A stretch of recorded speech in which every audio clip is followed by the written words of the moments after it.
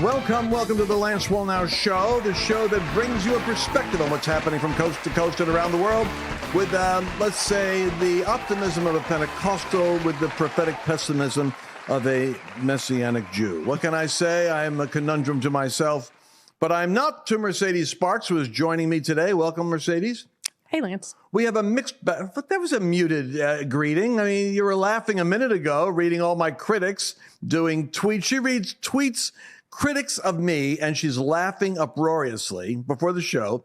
Now she's kind of muted. It's really funny that, well, sometimes you don't throw to me. It's just like, here she is, and I'll like wave on the podcast. So I just was trying to get in like the, hey, Lance. Oh, okay. Yeah. Okay. Getting the polite entry in there. But I'm going to tell you something which is very important for all of you to know. In spite of what you might hear in the economic forecasts that are going on around you, I have been around some people that are crushing, and I'm talking about believers that are actually aware of what's happening in the real estate market, what's happening in the commodities markets. I mean, my people perish for lack of knowledge. You don't have to be wringing your hands like you're on the deck of the Titanic. God is actually in charge of the economies of the last days. And I want to give you some hope in the midst of all of the distress. You can go to get guides right now. There's information we've been able to pull together from 7 different sources on where real estate, while it's crashing, is actually making money, where investments are actually paying off. You know, there are people in new technology and in certain pharmaceutical segments, and I hate to say it, in certain government sectors where the money's all going. Do you know that I just found out that BlackRock got a big chunk of the Ukrainian budget? This is like that guy who's like the woke major capitalist in the world. He's getting a chunk of that budget to rebuild Ukraine. It's all an incestuous swamp. But if you know how to play the game, you don't have to be a loser. I want you guys to go to lancewallnau.com/great for the great wealth transfer. There is instability and financial transfer happening, but you could position yourself so that you're not a victim. You actually can stake out territory in what's going on. lancewallnau.com/great gives you the great wealth transfer teaching from 7 different sectors of Christians that are making it, killing it, crushing it, succeeding in the midst of the shaking. You've got to get this guide.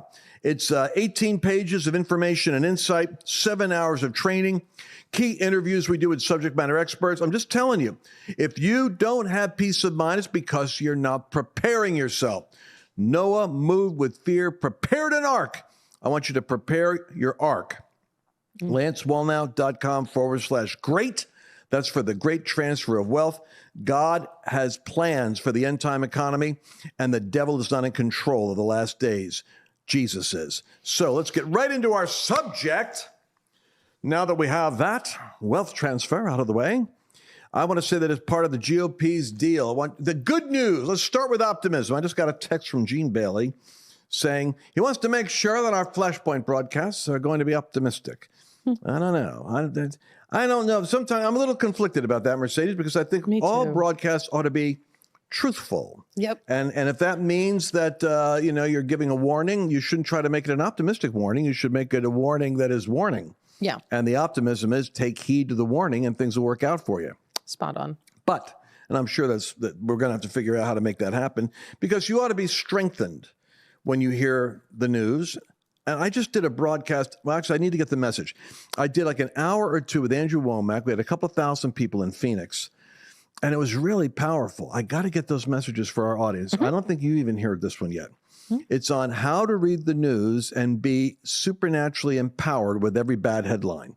If you could figure out how to convert the energy like a Tesla machine that takes every negative current that's going on in the world and convert it into power, well, you'd be energized by every headline. And that's what I did. I pointed out that you need to recognize that heaven is invading earth. And so what you're looking at in the convulsion of economies and nations is actually Satan getting shaken by God's invasion. Thrones are being overturned, but you haven't seen God's end game yet. And I'll give you an example of what I'm talking about. We've seen a lot of devastation and frustration in the United States. And then the midterms wasn't exactly this humongous tsunami of everything getting sorted out, but that's for a reason. because we're fighting. We're learning how to put on muscle and sinew and flesh to reoccupy culture. We've been lazy. We've allowed a dedicated and disciplined group of visionaries to take over the nation. Now we're finding we, the people, are becoming the dedicated, disciplined, visionary patriots as a populist movement going up the mountain to reseize the gates of influence that have been taken over by the left. Chip Roy of Texas, our GOP rep right down here in Texas, says that one of the great concessions they got in that protracted battle putting McCarthy in was he was allowed access to the committee on the House Judiciary Committee. Now, these committees are important because the Democrats have been controlling these committees ever since Russia collusion and 2 impeachments and omnibus spending and then the debt reduction spending. All right till now, the Democrats have had a gavel with only 7 seats advantage, and they bludgeoned us to death. We've got our 7 seats now advantage on our side, and we're praying that our side has the strength to bludgeon back the darkness. Now watch this. Chip Roy says that he has required of McCarthy at least as much dollar for dollar resource allocation for him as the House provided to the January 6th Capitol Incursion Committee. In other words, the millions of dollars that went into that January 6th committee, he's saying, I want the budget. Same amount of money was given to them. But he's going to go after a different target. He's going to be reinvigorating the thing called the Church Committee. The Church Committee was something that came alive in 1975. If you've not heard of it, you need to think of it now. The Church Committee was set up by Senator Frank Church, who was a Democrat. This shows you how far the Democrats have backslid, to investigate the intelligence agencies. Because the intelligence agencies used to, I guess, have a right-leaning conservative bent. Now they've been taken over by the radical left and taken over to the point where they're weaponized against the Republicans and the American people. So he's got a new subcommittee that's going to target, like the Church Committee, an open investigation of the weaponization of the government, the FBI, the Department of Homeland Security, the CIA, the intelligence agents. All of them are going to be brought up and exposed. This is where all the stuff that Devin Nunes and Issa and the various other Republicans have, with frustration, never been able to get out there because the gavel was in the hands of the powerful Democrat committees. Now the Republicans have the gavel, and they forced McCarthy to say, we're going after them and you can't stop it. He says, you got it. That's the deal. To give me power, you can have your committee. So we're going to expose how the FBI work. Now the Twitter files wait till Elon's on the Hill. You want to talk about a fascinating social media meltdown day? We got to be here behind the desk doing live coverage of Elon. We'll put Elon on the screen right over here, and when he takes a break, we'll take a break and talk about what bombshell just came out. We've got more resources, more specificity, more power to go after the Biden administration than we have ever had. And the subcommittees will be led by Republican Jim Jordan of Ohio, who's the incoming chairman of the House Judiciary Committee. Now, that's important because Jim Jordan is the one guy that, other than McCarthy, that's the guy we wanted, but he's in charge. He's like where he needs to be. It's kind of like DeSantis as governor of Florida. You don't want him, in a useless government role right now. You want him governor, just like Jim Jordan is the highest, best use of him is where he's at right now. Now, the Wall Street Journal, not surprisingly, and New York Times are all recognizing what's coming down the street, and they're writing about this. Let's see what the New York Times says. The New York Times thinks still it may be more difficult than government officials and the New York Times think to escape the reach of new committees. The New York Times is saying, they can't go declassify information. They're not going to get access to everything. But the trove of evidence showing wrongdoing by the FBI officials already is accessible. The Twitter files reveal the unholy alliance between the Democratic Party, the FBI, big tech, and the legacy media. This portion is too hot to handle for social media. Go to lancewallnow.com/podcast to listen to the entire show.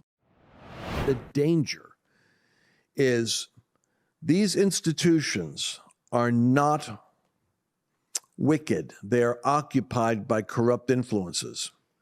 That means the way the founders set up the government, the separation of powers, the judicial, the legislative, the executive, etc., they were not set up like flawed constructs. They're set up so that if you have the right people leading, they can work. What's dangerous is if you have a period of economic instability, like depressions, you have the left weaponizing its Antifa, BLM, brown shirts on the streets, you have the news cycle under the incendiary manipulation of the propagandists, and then you have the collapse of confidence in government institutions across the board.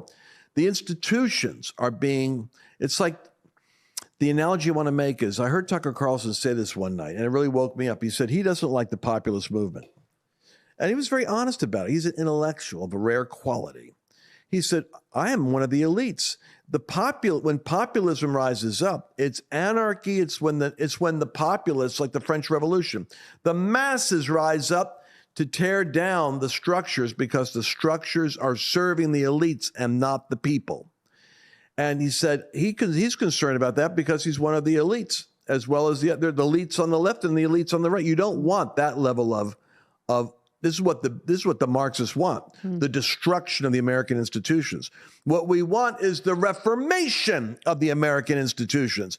That's why Christians that are cowards and not engaged in the process are the biggest traitors to the cause of heaven on the earth right now. Because in an effort to have peace and be super spiritual and be critical and disengaged, the real warfare is in driving the devil out of the justice system, the intelligence community, the halls of government, meaning we have to recover the martial vigor and vitality of these institutional high places. We can't let the cabin crew and the cockpit be occupied and crash the plane. We've got to recover the cockpit. And that means America is going to have a change of thinking. How's it going to happen, Mercedes, when the media controls the information process and the schools control the propagandizing of the youth? If God doesn't do it, it's impossible, because they've got the apparatus, they got the control of the mechanisms. But this movement of God is going to do exactly that. I talk about this thing as though it's already done, but I believe an awakening's already started. And I think that the result of this is going to be, we're going to see the average American come alive and side on behalf of preserving these institutions and cleaning them out rather than tearing them down and destroying them. Because I think that's where the hope of America is. Now, let me talk to you for a moment about what's happening when that doesn't take place. What's happening in Brazil right now. You're not hearing this in the news. Bolsonaro, the president of Brazil, had to flee. He left Brazil. You know what I heard? I've been there twice or three times down in Brazil. I've met with him. So I have a little bit of an awareness about what's going on in South America. I've been in Guatemala, met with the president, two presidents of Guatemala. So I don't advertise all that, because when the left wing gets a hold of it, I freak them out, because I'm one of the few Pentecostals that actually gets involved with government very closely. So I don't talk about it, but I'm talking about it now. So when I was with Bolsonaro last year, and I heard him say, he said that he will either win or they will try to kill him. This portion is too hot to handle for social media. Go to lancewallnow.com/podcast to listen to the entire show. What's happening in Europe, that while we're doing our global 30,000-foot view of what's going on in the world, Bolsonaro checked in the hospital because of the intestine blockage, but also I think he's in the United States for purposes of trying to evade capture, arrest, and possible martyrdom in Brazil, because they are that depraved and primitive. You don't understand what's going on down there, man. Just go watch Godfather 2 with Michael Corleone when he's in Cuba, or Cuba, as Kennedy would say, and you'll see that this is more of the Latin American community. They are a rougher. They're not as civilized as the Western Hemisphere thinks. So the Great Reset is in action. Remember those Dutch government videos we were looking at earlier, where the farmers were blocking off the government and they were having the tractor trailers and they were trying, and Tucker, the only guy covered was Tucker, and Bannon to a little bit. But there was this 3,000 farmers that were all being moved out of their farmland in the third most fertile area of farm production. Why would you have famine in the world? How would you have food shortages? Why would you have a concern about potential food shortages and then knock out the farms and the third biggest provider of vegetation and stuff? Well, because this is where people think that there's a one world plan to totally reset the earth and create crises. Well, the Great Reset in the Dutch plan has shuttered 3,000 farms and heralding a new era of corporations controlling food and controlling food distribution. The Dutch members of parliament last week forced the compulsory purchase of all the farmlands on 3,000 farms, and they said, "Well, we're going to give you we're going to give you 20% more than the market value," meaning they gave them a little bit extra money to put them out of business. Why would you be putting the farmers out of business in Europe? I'll tell you why. Why the devil would do that is, because the radical, stupid environmentalists believe that there's nitrogen problems coming out of, cow flatulence and manure is polluting the air. The global warming event, the environmental nut jobs are shutting off the food supply in Europe. It's like the nut jobs in Germany shutting off the energy supply for heat. Well, my prediction is that they'll go ahead and do this in order to, affect the nitrogen level in Europe for their highly paid European Union, well-funded by billionaire environmentalists with their global COVID reset, environmental reset policy. But the moment that the food is disrupted, the moment that the Germans are having to burn furniture or destroy their trees in order to heat their homes, there comes a point where the theoretics fall apart and the people push back. And we haven't seen it yet, but the Great Reset is going to head into a great backlash. Hasn't happened yet. But you're watching in Europe, they're closing down the farmers. There will be repercussions. The Bible talks about pestilence and famine in the last days, and you're watching the beginnings of what sets up that Leviathan-like overreach. Anyway, the good news is in all this is that while it's accelerating over there in terms of what they're doing, I believe that it's producing the desired awakening. The French people you're not seeing in the news are rising up by the hundreds of thousands and protesting their government's policies because it's producing hunger. And there's even people dying because of malnutrition in France, of all places.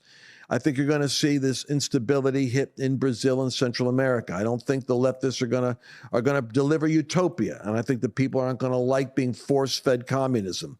And I think in the United States, I've just given you information on the committees are going to start to expose the government and its malfeasance, its interference with justice and the freedoms of its own people, and the manipulation of the press. All of this will produce a global backlash. I think before the Antichrist system, the end time scenario, the one world government, et cetera, can come to power, there will be a great global movement of freedom, of liberation. I think it's going to be a window for the gospel to go around the world, and there's going to be a pushback against these globalist extremists, and that's going to happen before the end. And I say that for a reason. Psalm 2, if you ever read it, and I'm just gone 2 minutes over here, but I'm going to say it. Psalm 2, I was working on a chapter for an upcoming book. And I was talking about, nobody has a vision here everybody has a vision for the last days and it's all negative. I've actually got a positive vision. I think that what's happening right now is a setup for a global movement of end time harvest and a surge for freedom and a yearning to be free from government control and the tyranny of elites and their bizarre policies. And here's where I get that from. The Bible says that In Psalm 2, why are the nations in an uproar and the people devising a vain thing? The kings of the earth take their stand and the rulers take counsel together against the Lord and against his anointed, saying, let us tear their fetters apart and cast away their cords from us. Translation: world rulers and kings of the earth are frustrated because their agendas being hindered. Now, right now, in Brazil, the United States, and in Europe, I'm sorry to say, it looks like the agenda is rolling forward. It's going to get derailed. I was working on this book. I'm working on this sovereign nations idea, sheep nations. And I found an obscure theologian in the 1930s who wrote, he said, there's much anxiety about Mussolini and Adolf Hitler. Are they the Antichrist? Is this the end times? Is this the end of the world? He said, I think not. He said, I think not for one reason. Psalm 2 says, the kings of the earth and the rulers take counsel together against the anointed, against the church, because they have been bound and hindered by their activity. He said none of what Hitler and Mussolini are up against is the church. It's all political posturing against their other parties. The end time verse, Psalm 2, will be revealed and manifest when world rulers like the United Nations, like World Economic Forum, when they come together because there's a global movement of Christ that is hindering their government and their agenda. That's when the Antichrist comes to power. That's when they try to suppress the followers of Christ. That's when they force compliance to their system. And that's when the Lord says, I set my king upon the hill, and you start to see all hell break loose. I believe that's going to happen. And while I'm a voice crying in the wilderness right now because it doesn't look like it's coming, I was a voice crying in the wilderness when Trump came along, and I said the guy's going to be president. Nobody believed me. I'm telling you, in the darkest of night, I see the light on the horizon. All that the devil's doing is going to become a backlash. He's putting money into a bank account, and he's about to have it go bust because there's a move of God globally coming, and these agendas of these elites are going to backfire. That's my position, and that's what I'm saying, and I'm sticking with it. For those of you that were with me in the beginning of the broadcast, I'm going to remind you right now the best way to position yourself as you're waiting the great reset that God is sending is to go to lancewalnut.com/great, because the great wealth transfer is already happening. I know people that are already in the real estate market. They're watching what's going on with real estate, and they're positioning themselves to actually be winners. And the same thing with gold and with silver. The same thing with what we're doing with when we talk about, how people are taking their IRAs and they're rolling it over into gold. Get all our strategy. We've got 7 different areas of strategy. I don't want you to miss out on any of them. And go to lancewalnut.com/great. It's for great wealth transfer. You're going to find at least 3 mind-blowing ways to generate passive income in real estate. You're going to find the history of money, how the death of the dollar is actually happening. We're going to get some insights into what's really going on with cryptocurrency and digital currency. And you're going to see specifically how you could store up wealth for the future that the devil can't get access to. lancewalnut.com/great. Smartest investment you can make is in knowledge in how to position yourself. That's the end of this broadcast. We're going to be coming back tomorrow, and we've got a lot we didn't cover today. A lot we're going to be talking about later, and I look forward to seeing you then. Oh boy, this episode was so hot, YouTube and Facebook might not be able to handle it. So go to lancewalnut.com/podcast or Rumble to hear the whole